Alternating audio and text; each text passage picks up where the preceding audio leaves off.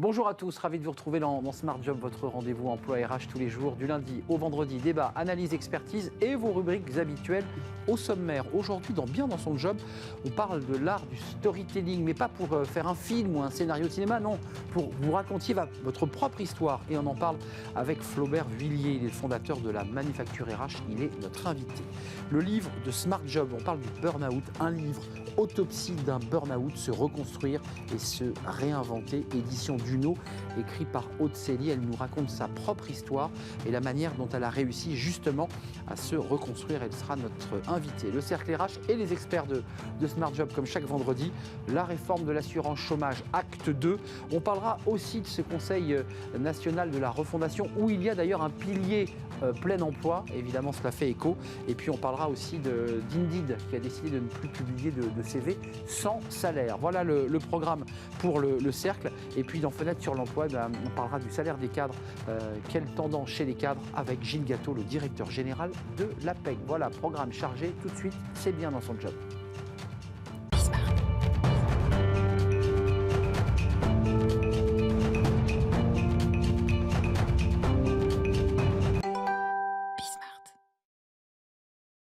Bien dans son job. On parle d'un sujet, alors vous avez entendu parler de ce mot évidemment, le storytelling, mais là on va en parler, Flaubert Vuillier, sous l'angle de se vendre soi-même. Alors merci d'abord d'avoir répondu à notre invitation dans cette émission de rentrée, fondateur de la Manufacture RH, et vous avez souhaité nous parler du storytelling, mais cette fois-ci pour se vendre, nous, comme un produit en quelque sorte. Exactement, alors moi j'ai pour habitude de dire aux candidats que je peux accompagner que quand ils vont en entretien, ils vont se vendre. Ils vont vendre un produit qu'ils connaissent par définition bien mieux que leur interlocuteur, parce que ça fait 35, 40, 45 ans qu'ils vivent avec ce produit. Et c'est ça, un entretien de recrutement. C'est évidemment le moment où il faut se vendre. Alors, revenons à la base. C'est quoi le storytelling, historiquement ?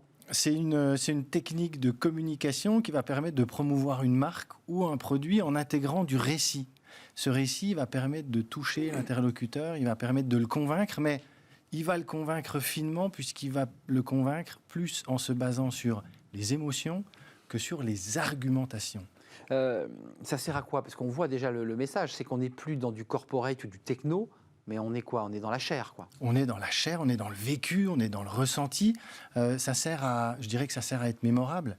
Ça sert à rester dans la mémoire de la personne à qui on s'est adressé. On a toutes et tous vécu ce grand moment où on discute avec quelqu'un qui nous explique ce qu'il fait. Une demi-heure après, on est incapable de dire ce que la personne fait. Ça nous est arrivé. Cette personne-là, elle n'a pas mis d'émotion dans ce qu'elle a dit. Elle n'a pas mis de pratique. Elle a peut-être parlé très technique, mais voilà, ça s'arrête là. Et puis, n'oublions pas que quand je parle de récits, ce sont des histoires, des exemples, des anecdotes, mais depuis tout petit, on nous a élevés à ça. Depuis tout petit, on nous a raconté des histoires qui nous ont fait grandir. L'histoire, c'est quoi ? C'est la transmission. Donc ça part de là. Théoriquement, on comprend bien. Racontez-vous, au lieu de nous raconter des choses techniques, des noms de logiciels parfois un peu abscons, c'est pas si facile de se raconter. C'est compliqué, parce qu'on a l'impression de se mettre à nu. Il y a plein d'éléments qui nous freinent. On a l'impression de se vanter, on a l'impression de fanfaronner. Enfin, ça, c'est quand même des éléments sur lesquels il faut quand même faire tomber des murs avant d'y arriver. Oui, alors après, quand on est en entretien de recrutement, s'il y a bien un moment où il faut, entre guillemets, se vanter, c'est à ce moment-là. Alors, on est là pour... Oui, c'est vrai. Quand je dis raconter des histoires, c'est raconter son histoire. C'est pas raconter des histoires dans le sens de mentir. On est là pour peut-être se montrer sous son meilleur jour. Mais alors après, il y a des techniques qui permettent de bien se vendre en entretien de recrutement et d'aller sur une forme de storytelling, justement pour toucher son interlocuteur. Storytelling, ça veut dire y mettre de l'émotion, vous l'évoquiez, de la chair, du contenu humain, et puis aussi ne pas hésiter, dites-vous, à mettre des exemples. Ben en fait, c'est ça, c'est se raconter à travers des exemples. En entretien de recrutement, souvent, on va être obligé d'aller chercher la personne en lui disant « Ok, mais concrètement, c'était quoi votre job ? Qu'est-ce que vous avez contribué à faire ?» Quand vous allez voir quelqu'un, un manager en entretien de recrutement, lui, il a un besoin, il veut savoir comment vous allez combler ce besoin, à quoi vous allez pouvoir lui servir à lui, dans sa carrière, dans son job, dans ses résultats, à son client et à son équipe. Quand même, le conseil que vous nous donnez, Flaubert, c'est de ne pas arriver comme ça, les mains dans les poches. Hein. Ça se travaille, un storytelling. Il faut quand même une construction intellectuelle qu'on met sur le papier. Je commence par quoi ? Parce qu'il y a 1000 manières d'entrer dans sa vie, de commencer un récit de sa vie. Alors, je peux donner un exemple. Il y a une méthode qui s'appelle STAR, S-T-A-R, juste pour retenir. Premièrement, c'est la situation. Je suis arrivé en 2015, j'ai pris le poste de DRH de telle structure, il y avait tant de salariés, voilà mon équipe, voilà le business de la boîte. Ça, c'est la situation. Ensuite, il y a la tâche. Au bout de 2 comités de direction, je me suis rendu compte que le directeur des opérations, il parlait recrutement en disant qu'on manquait de staff dans les boutiques, qu'on perdait du chiffre. Je me suis dit que là, il y avait un problème. Ça y est, on a identifié le problème. Les actions, j'ai fait un audit, j'ai réuni mon équipe, j'ai vu qu'il n'y avait pas de process, qu'il n'y avait pas de structure, qu'il n'y avait rien. On a mis en place tout ça. Et les résultats, à la fin, on a doublé le volume de recrutement, 15% de turnover en moins, etc. Et là, on a raconté une histoire. D'ailleurs, vous me racontez une histoire qui marche pour un recrutement, évidemment. Mais là, ce que vous me décrivez là, c'est un manager qui se retrouve devant le COMEX et qui va aussi faire son storytelling pour amener ses résultats, avoir une augmentation, être valorisé. Enfin, ça marche aussi. Hein. Ça marche aussi. Ça marche dans d'autres outils de la carrière professionnelle. L'entretien, le premier entretien qu'on a avec son équipe, son petit discours, sa première réunion. Plutôt que de se présenter de manière froidement en disant voilà, moi j'ai fait tel job, on raconte une histoire. Il y a également le parcours du héros. Une situation, c'est ce que fait Walt Disney. Une situation, une problématique qui fait que la situation initiale va basculer. Le héros, qui est le candidat ou le manager, arrive, il agit. La situation initiale revient et lui, il en sort grandi. Quand on fait son discours, le premier discours qu'on a avec son équipe, c'est une bonne façon aussi de se rendre vivant et de montrer ce qu'on a fait concrètement. Et ça marche aussi quand on fait un déj avec ses équipes, par exemple, et l'équipe qui ne connaît pas forcément le manager, on raconte des choses qui sont dans la chair, parce qu'on crée du lien comme ça, on crée de l'empathie. Oui, au quotidien, on peut tout à fait créer de l'empathie. Moi, j'ai connu un directeur, un DAF, qui aimait raconter qu'il avait financé ses études en étant surveillant. Ça met de l'humilité, ça montre qu'il est parti de pas grand-chose, alors qu'on s'imagine que parce qu'il est DAF, c'est son père qui lui a filé son job. Non, il a cravaché, et donc ça met du lien, ça va humaniser la personne au-delà de son statut. Oui, c'est intéressant ce que vous dites, parce que ça permet aussi effectivement de briser cette espèce de rapport de classe qui peut s'installer entre celui qui est le manager et puis les équipes. C'est intéressant d'y mettre de la chair. Et puis parfois même des anecdotes sportives ou des éléments culturels communs, une ville commune, un lycée commun. Enfin, tout ça sont des éléments sur lesquels on peut s'accrocher. Il y a tellement de choses qu'on peut faire. En entretien de recrutement, si à la fin, quand on vous dit pourquoi vous plus qu'un autre, parce que je suis très motivé puis je suis capable de beaucoup travailler, tout le monde est capable de dire ça. Mais dire que quand on prend un job, moi pendant mes études, j'ai travaillé dans la restauration, dans le restaurant familial. Et en même temps, je bossais à mes matin, études. midi et soir, le week-end, pendant les vacances. Et d'ailleurs, le jour de la veille de mon examen, j'y suis allé parce qu'il y avait un gros service. On est en train de montrer autre chose que juste dire oui, moi je vais être capable de m'investir dans ce que je fais. Donc on peut utiliser en effet le monde associatif, le sport, tout ce qu'on a fait dans sa vie. Merci Flaubert Vuillier. Préparez votre intervention, écrivez votre récit, voyez s'il fonctionne, hein, si c'est cohérent. Il faut que ça soit cohérent, voilà, évidemment. Que ça soit cohérent. On ne s'invente pas, Voilà. On n'est pas là pour inventer des choses, mais on est là pour les mettre en lumière et les rendre vivantes. Et ne partez pas non plus de votre première année de maternelle avec l'institutrice dont non, vous vous souvenez. Ça. On peut éviter, oui, on évite cette blague-là. Je conseille d'éviter. On peut partir d'un peu plus loin peut-être. Oui, c'est mieux. C'est pas mal. Ouais, c'est bien. Merci Flaubert Vuillier, Manufacture Arnaud. RH. Merci d'être venu nous rendre visite. Le livre de Smart Job maintenant, ça c'est un sujet important et sensible, les burn-out. On en parle beaucoup, on parle du bore-out, mais il y a aussi les burn-out et c'est un livre justement qui est une plongée dans une histoire particulière, singulière. On accueille l'auteur de ce livre, c'est tout de suite, c'est le livre de Smart Job.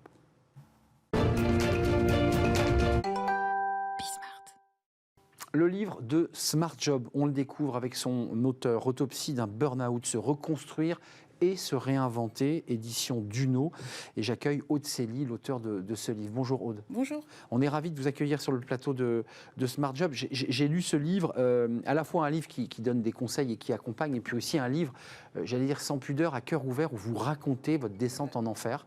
En quelques mots, sans citer évidemment l'entreprise, mais vous nous racontez ce basculement incroyable, bien dans votre job, c'est le cas de le dire, avec une manageuse, un RH qui vous va bien, puis elle part, cette femme. Oui, et puis arrive un homme, exactement. Plus jeune, qui d'entrée de jeu, je cite votre livre, vous dit elle était quand même nulle, la manageuse d'avant. Oui, oui. C'est très intéressant parce qu'il avait repéré en fait le sujet. Il y a un point de basculement où il y a la perte de sens, où il y a de la désillusion. Et c'est à partir de là, en fait, qu'on va malheureusement plonger si rien n'est fait, s'il n'y a pas de correction, s'il n'y a pas d'accueil, s'il n'y a pas d'accompagnement. Et c'est exactement ce qui s'est passé. C'est que par rapport à mes valeurs, ma boss correspondait. Et on travaillait ensemble. Il y avait un dialogue. Il y avait un dialogue, et puis on n'avait pas forcément tous les moyens, mais on avançait ensemble. C'est exactement ça.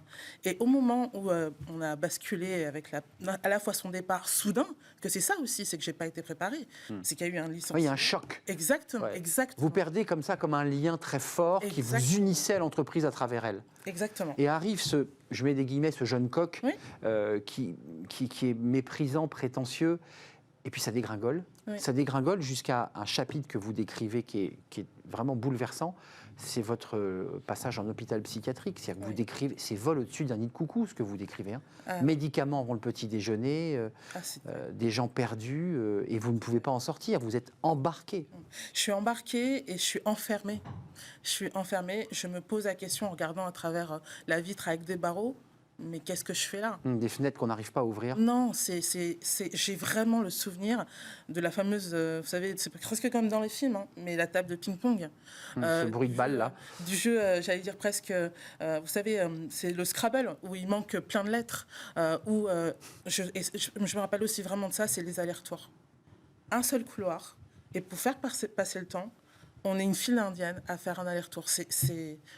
Quand j'y pense, c'est vraiment fort. Là, vous êtes reconstruite, vous êtes coach, vous êtes consultante, vous accompagnez des femmes qui sont parfois elles-mêmes en difficulté, vous leur transmettez votre vécu. Oui. Comment on fait pour se reconstruire ? Il y a ce passage en hôpital psychiatrique dans lequel il était, j'allais dire, obligatoire, vous étiez descendu trop bas.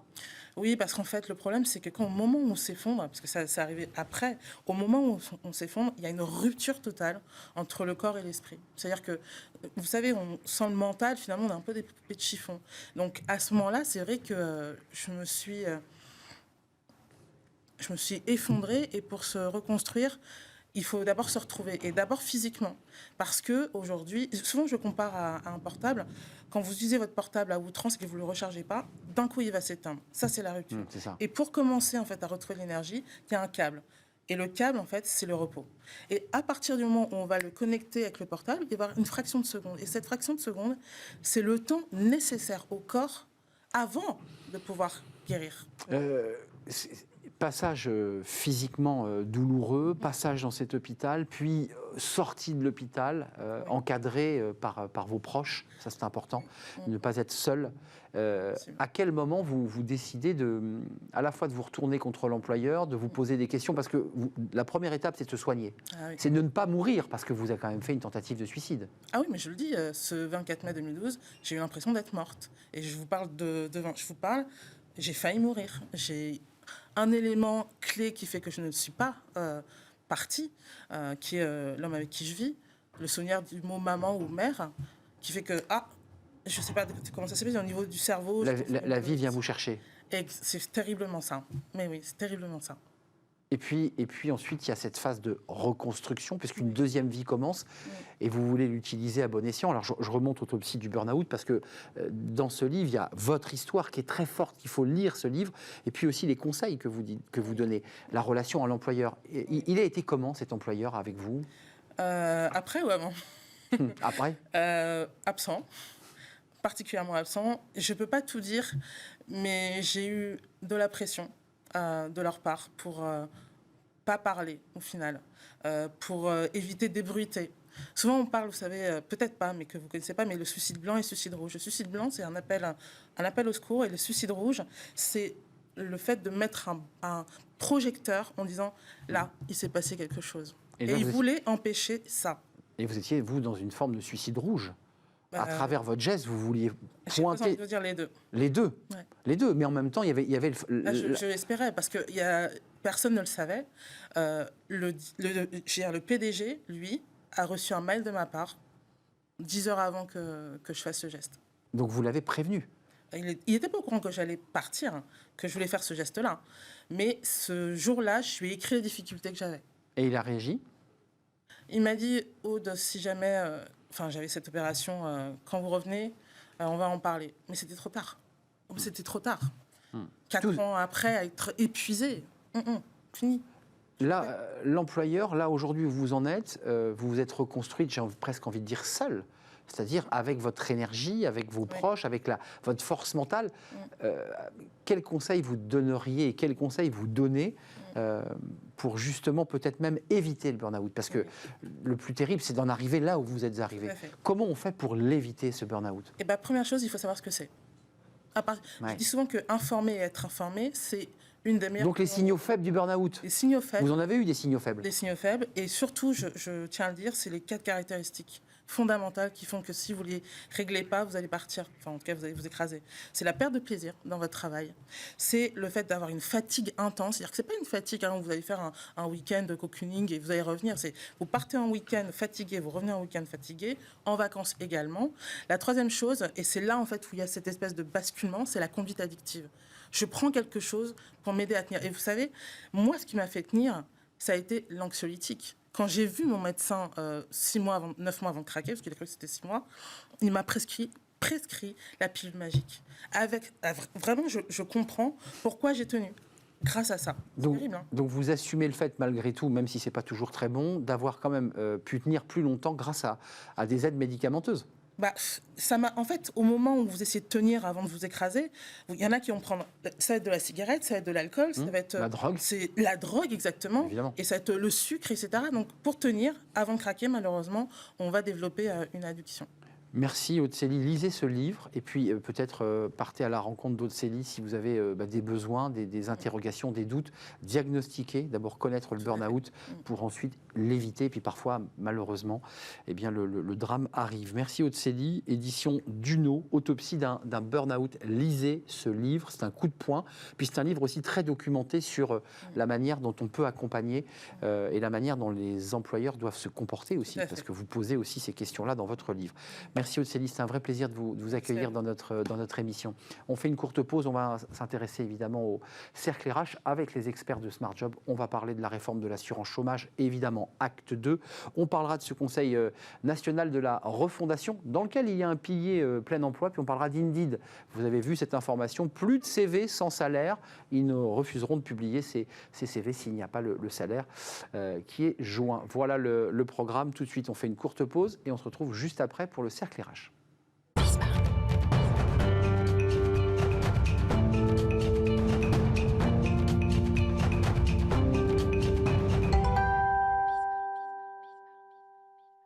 Le cercle RH, le cercle des experts, comme chaque vendredi, on va les retrouver, nos experts.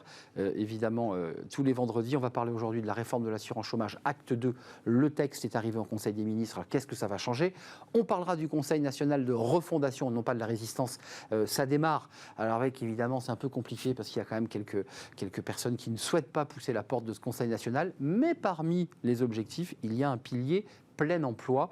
Et puis on parlera d'Indeed, qui est un job board très connu, qui a décidé de manière très unilatérale de ne plus publier d'annonces sans le salaire, de manière à ce que les choses soient plus claires.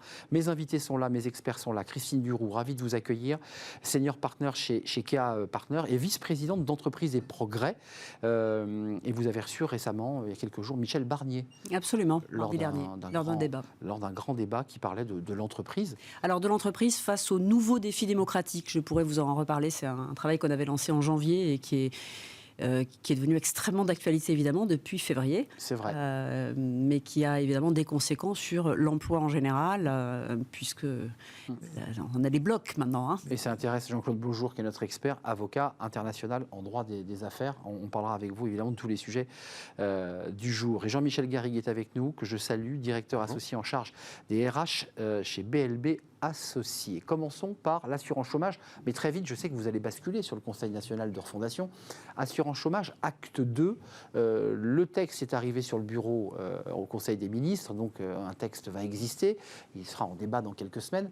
Vous le soutenez, ce texte, dans sa philosophie, qui est un petit peu quand tout va bien, on vise, puis quand tout va mal, on lâche les vannes. C'est compliqué, je m'autorise à le dire, dans un contexte où les entreprises commencent déjà à nous dire depuis une semaine, crise énergétique aidant, je vais devoir me séparer de collaborateurs parce que tout va mal. Dans quel état d'esprit vous êtes là? Parce que les choses bougent vite sur ce sujet. Jean-Michel Garrigue, à vous.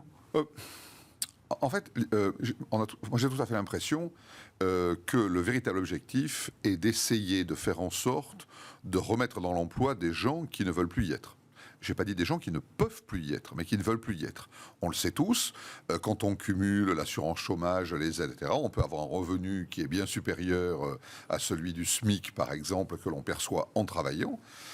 On peut en plus avoir des activités à côté qui ne sont non déclarées, pas rémunérées d'une manière officielle. Et donc, c'est vrai que lorsqu'on connaît cette réalité qui n'est pas niable, et de l'autre côté, de nombreux secteurs d'activité se plaignent d'offres d'emploi qui ne sont pas pourvues, où il n'y a même pas de candidats, où on a même aujourd'hui des comportements qui étaient inimaginables encore il y a quelque temps, où les gens ne se présentent pas le jour où ils doivent embaucher, où les gens ne viennent pas à des rendez-vous, enfin des tas de situations comme ça. Eh bien, en fait, l'idée, je pense, du gouvernement est de dire essayons de faire en sorte, je dirais, d'inciter, pas d'obliger, mais d'inciter ces gens qui ne veulent pas travailler parce qu'ils gagnent finalement plus d'argent à ne pas le faire, de les remettre dans l'optique du travail. La valeur travail au centre. Oui, d'autant qu'en plus, ce sont souvent des métiers peu qualifiés pour lesquels on a des besoins. Quand je dis peu qualifiés, il y a des besoins qui ne demandent pas de formation approfondie. Pour des salaires parfois bas. Pour des salaires parfois bas, voilà. Et donc là, il peut effectivement y avoir une coexistence, si je puis dire, entre l'offre d'emploi nombreuse et non pourvue, et puis des chômeurs qui se retrouvaient à reprendre un emploi. Christine Duroux, on s'inspire, on ne va pas rentrer dans le détail, mais l'idée c'est qu'il y ait une modulation des conditions d'indemnisation en fonction de la situation économique avec des chiffres INSEE. C'est le modèle canadien. Vous le soutenez parce que c'est un sujet intéressant. Emmanuel Macron pousse quand même sa logique. Il va jusqu'au bout de l'histoire. Là. Alors, il se trouve que j'ai passé beaucoup de temps au Canada. Donc vous connaissez ce modèle. Donc je connais le modèle sans l'avoir vécu personnellement. Alors il y a deux choses. Le Canada, c'est très grand. Au Canada, il y a les provinces dans lesquelles les situations économiques sont extrêmement différentes. Donc en fait, les calculs sont faits à partir des situations des provinces déjà. Donc question sur ce modèle-là, est-ce qu'il va être modulé selon les régions l'endroit où on habite et selon les régions, ce qui est absolument fondamental. Deuxièmement, c'est quand même un énorme choc culturel. Moi, je n'ai pas vécu le chômage, mais j'ai vécu le système médical canadien, qui est un petit peu dans le même sens. C'est quand même incité à dépenser le moins possible pour l'État. Je peux vous assurer que quand vous allez chez le médecin, que vous n'avez pas accès à un spécialiste, qu'on vous explique d'abord la facture avant qu'on vous autorise pour savoir si c'est vraiment très très grave et qu'il faut aller vous faire soigner, vous avez un choc culturel. Système américain. Alors c'est à mi-chemin, comme toujours au Canada, ouais. C'est entre les deux. Donc je suis à la fois, je pense que l'objectif du plein emploi, l'objectif d'inciter, il est très bien. Je pense qu'il y a une question... Mais attention à notre modèle social, c'est ça que vous dites. Attention à la faisabilité dans le contexte français. Jean-Claude Beaujour, parce que vous êtes un spécialiste États-Unis. Vous connaissez bien le modèle, vous. Justement, moi je pense que, il faut effectivement aider ceux qui sont le plus en situation de vulnérabilité, ça on le comprend tout à fait.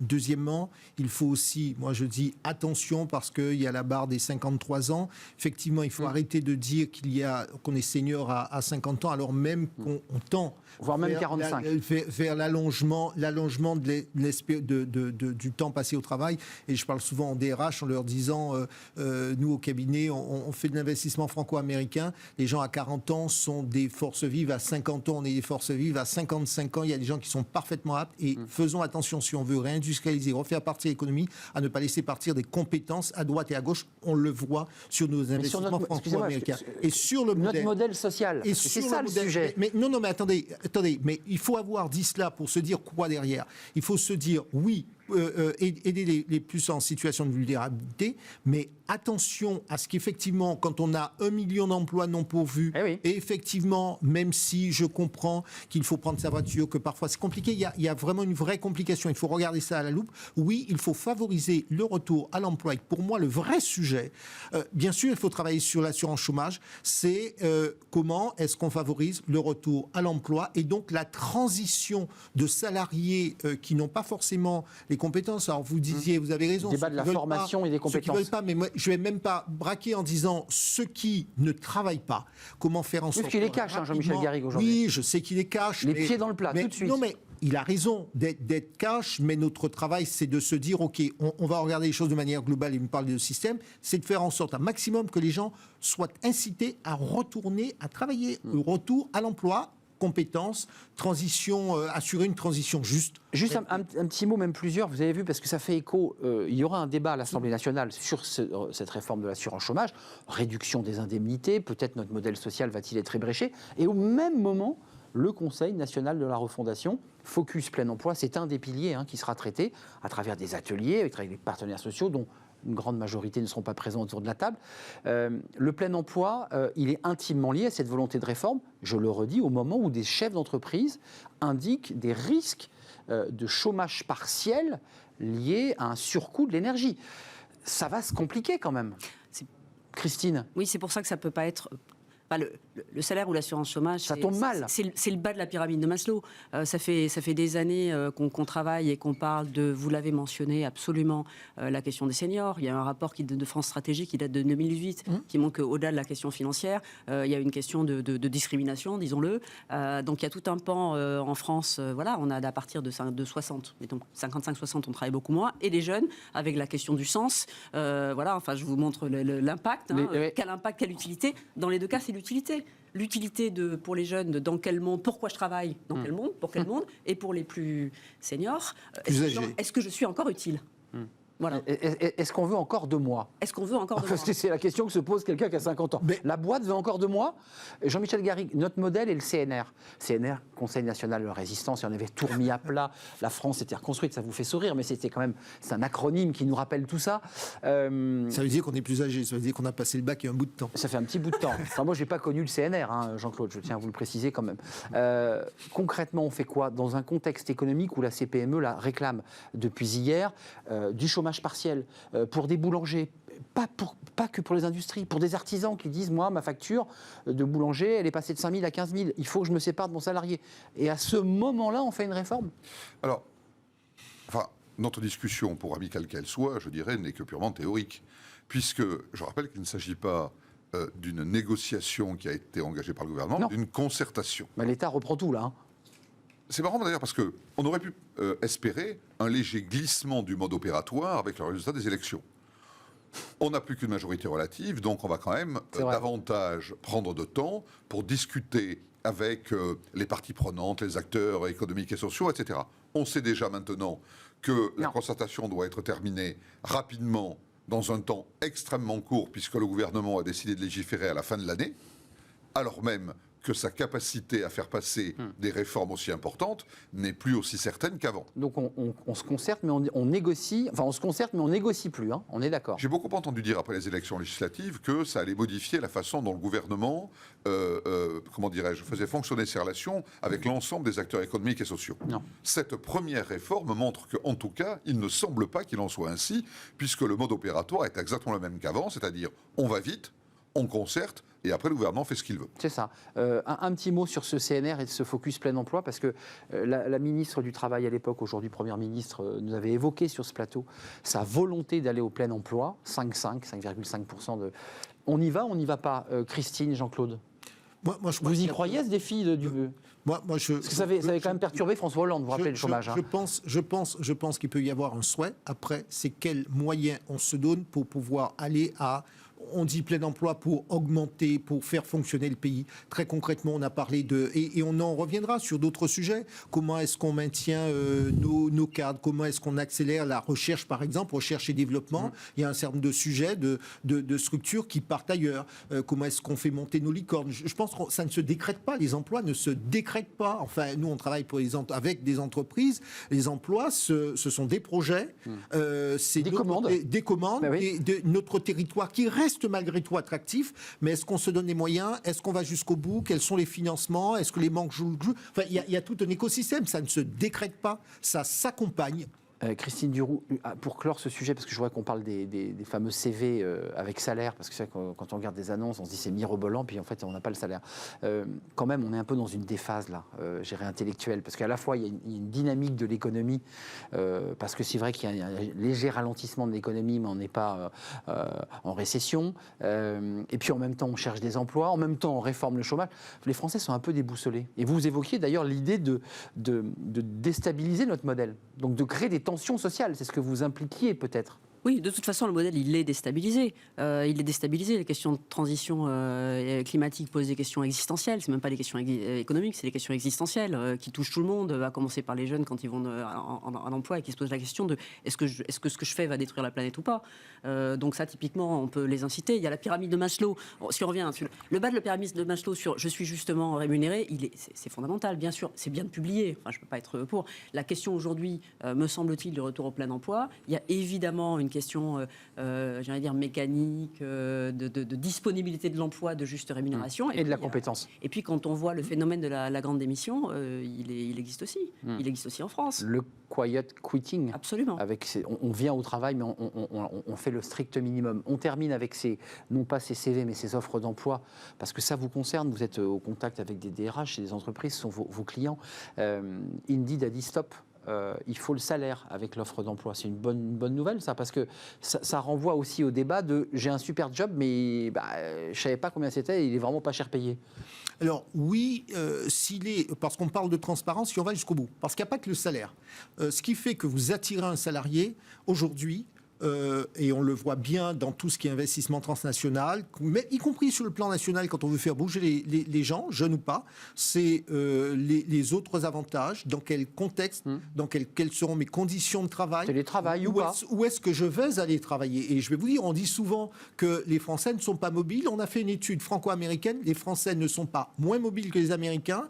Et ce n'est pas qu'une question de mobilité géographique. C'est je suis dans telle ville, est-ce qu'il y a une activité culturelle? Est-ce qu'il y a des moyens pour moi d'avoir encore des connexions avec autre chose que mes simples... Donc c'est pas que le petit chiffre du salaire. Le petit chiffre. Moi j'ai vu des jeunes pour un de nos clients. Un jeune m'a dit une fois, écoutez, je suis très bien payé dans une très très très très grande banque, mais je quitte parce que finalement le contexte ne me plaît pas. Et vous inquiétez pas, je vais trouver... J'aime pas le resto en bas. Je préfère... Non, mais c'était plus que ça. Ma vie sociale, je ne peux pas faire de sport le matin. Ma vie sociale n'est pas agréable. Je préfère gagner 15% moins mais pouvoir faire mon sport et me sentir bien. Avoir une vie agréable. Ça, c'est intéressant parce que Indeed ouvre ce débat qu'on a sur le plateau. C'est-à-dire qu'aujourd'hui, le travail, c'est un tout. C'est pas uniquement aller au travail et avoir un salaire. Je pense que ça va être un peu une tarte à la crème, ça. Vous pensez ? D'abord parce que les entreprises qui maintenant, la prudence est un terme un peu faible. Les entreprises vont, si elles s'y sentent contraintes, vont publier des fourchettes de rémunération qui vont être forcément extrêmement larges. Par exemple, sur un emploi à, je dis n'importe quoi, 33 000 € brut annuel, on va mettre de 25 à 45 000 de manière à ne pas devoir être considéré comme perdant d'une marge de manœuvre. C'est à ce point d'ailleurs que Indeed a décidé que lorsque l'entreprise continuerait à refuser de publier un salaire ou une fourchette de salaire, c'est eux qui le feraient. Et c'est eux qui calculeraient. C'est eux qui feraient en fonction, un algorithme, j'imagine. Voilà. Donc, franchement, je pense que ça n'aura pas véritablement d'incidence. Ça fera pchit, comme disait l'autre. D'accord avec vous, maître. Aujourd'hui, c'est paradoxal de dire on insiste, il faut publier le salaire, alors que tout le monde sait que ce qui motive, notamment les jeunes générations, c'est tout ce qui environne le salaire. Qualité de vie au travail, les conditions. Vous vous rejoignez là-dessus, hein ? Oui, tout à fait. C'est un package global, salaire. C'est exactement ça. Christine Duroux, bonne initiative ou pas ? Parce que quand même, cette question de la fourchette large, je pense que c'est comme ça que ça va se terminer, mais ça donne quand même une indication à celui qui se dit, effectivement, ça rentre dans ma fourchette, ça correspond effectivement au salaire que j'avais précédemment. Ça donne une petite tendance quand même.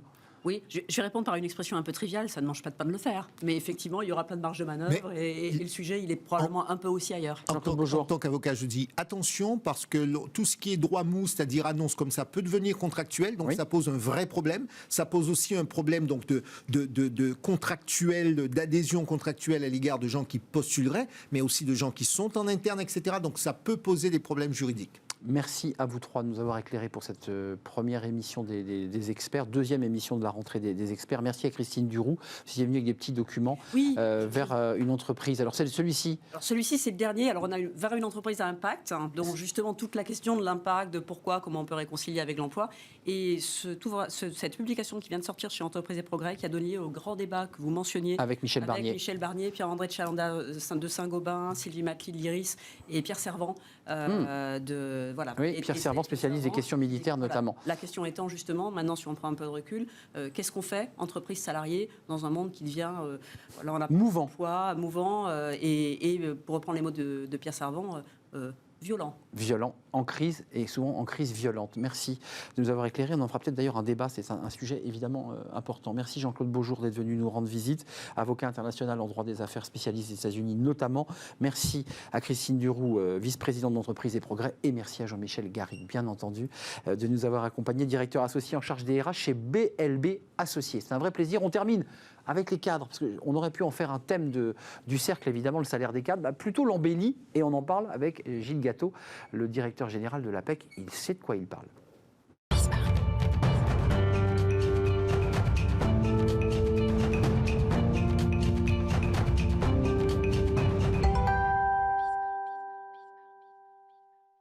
Et on termine notre émission avec Fenêtre sur l'emploi pour parler de la situation des cadres, parce qu'on en parle beaucoup dans cette rubrique, avec quelqu'un qui connaît bien les chiffres, parce qu'il les suit depuis très longtemps, notamment à la NPE. Gilles Gâteau, merci de nous rendre visite, directeur général de l'APEC. Bonjour. Avec ce baromètre d'août 2022 APEC sur les cadres, avec des chiffres très intéressants.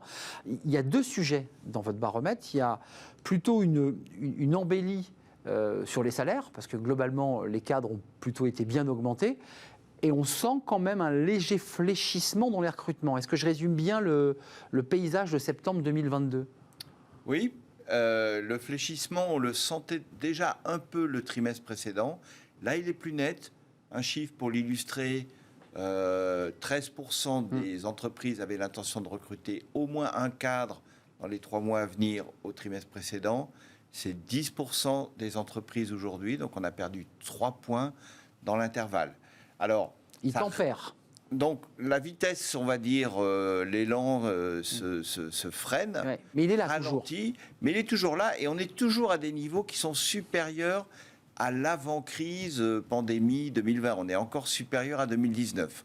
Néanmoins, on voit bien que les nuages un peu s'amoncellent à l'horizon et qu'il y a des anticipations qui sont moins favorables. Alors, les cadres, quand même, la part des cadres inquiets de la situation économique, et ils ont peut-être de bonnes raisons de l'être d'ailleurs, progresse. C'est-à-dire qu'on sent aussi, côté cadre, des inquiétudes, ce qui souvent laisse penser qu'ils préfèrent rester au chaud que de bouger. Enfin, Alors, là, on a un phénomène un peu paradoxal, parce qu'en même temps, on parle beaucoup de la grande démission. Et un marché de l'emploi très fluide. La DARES a publié des chiffres sur le volume des démissions, qui est à un niveau historiquement élevé, etc. Donc, je ne pense pas que ça freine les envies de changement, ça peut freiner la concrétisation des changements. Et c'est pour ça que nous, à l'APEC, on n'aime pas trop parler de grandes démissions, parce que ce n'est pas tout à fait ça le phénomène qu'on vit en France. En revanche, il y a une grande aspiration à ce que des choses changent dans sa vie de travail. D'ailleurs, on a publié les bonnes résolutions de rentrée des cadres qu'on a interrogées à ce sujet. On voit que ce qui vient en premier, et avant même le salaire, c'est quand même une meilleure conciliation, vie pro, vie perso, etc. On l'a, ce chiffre, il est intéressant parce que ça, c'est les effets Covid. Vous étiez venu nous en parler d'ailleurs. 66% d'entre eux, dans ce baromètre d'août, souhaitent mieux concilier vie pro et vie privée, plus 19% d'augmentation. Donc ça pèse.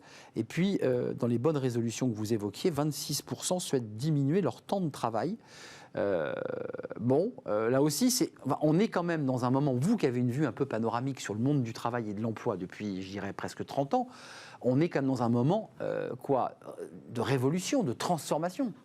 D'accélération en tout cas, parce que tout ça était dans des signaux faibles depuis déjà de nombreuses années. On a une nouvelle génération qui arrive dans la vie professionnelle, dans les entreprises, qui n'a pas tout à fait la même hiérarchie de priorité que la génération précédente. Donc faire carrière, gagner beaucoup d'argent, à côté il y a d'autres valeurs ou d'autres aspirations qui prennent le pas. Et là, y compris dans une période d'inflation comme celle qu'on connaît, nous on s'attendait à voir un peu le thème salaire sortir en premier, même dans ce contexte, et même si l'aspiration sur les salaires est forte, c'est quand même pas ce qui sort en premier. Donc je pense que ça c'est significatif.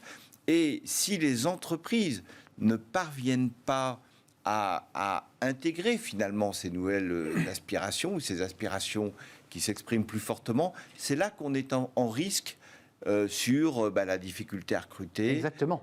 Et sur la démission et le fait que les gens, finalement, ils n'ont pas la patience d'attendre 5 ans, 10 ans pour voilà, se mettre un peu en harmonie avec ce qu'ils attendent. En quelques secondes, c'est un chiffre important, toujours 15% d'écart de rémunération pour finir sur les... C'est intéressant entre les hommes et les femmes et les hommes, et 7, je dirais ce chiffre, 7%, toujours d'écart incompressible, enfin, qu'on arrive Inexpliqué. Inexpliqué. À Ça, c'est incroyable. job identique. C'est-à-dire que dans les 15% d'écart, il y a le fait que hommes et femmes ne sont pas exactement dans les mêmes emplois. Il y a plus d'hommes dans la tech, et dans la tech, les salaires sont plus élevés parce que les tensions du marché du travail sont plus fortes. Donc, il y a une partie de l'écart qui inexpliqué, c'est-à-dire que tous les chercheurs s'y mettent.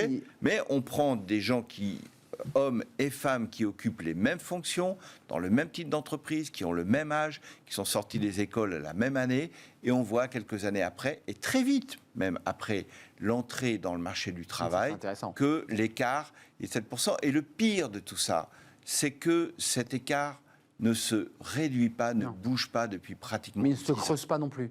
Il ne se creuse pas, mais il ne bouge pas. Il ne se réduit pas. C'est un sujet éminemment passionnant sur lequel les chercheurs, j'imagine, doivent se pencher et j'imagine ceux qui travaillent à l'APEC. Merci Gilles Gâteau de nous avoir rendu visite, directeur général de l'APEC, avec ce baromètre publié en septembre 2022, c'est-à-dire là, en cette rentrée, avec plein d'indicateurs, tant sur les salaires que je dirais sur la sociologie, l'état d'esprit des entreprises et des cadres. Merci d'être venu sur le plateau, c'est terminé. Merci à vous, merci de votre fidélité évidemment. On se retrouve lundi pour de nouvelles aventures, un nouveau Smart Job. D'ici là, bon week-end. Merci à Ulysse pour la réalisation, merci à Saïd pour le son, merci à Nicolas Juchat évidemment qui m'accompagne et à Carla pour l'accueil invité. Merci à vous tous pour vos messages. Bon week-end, bye bye.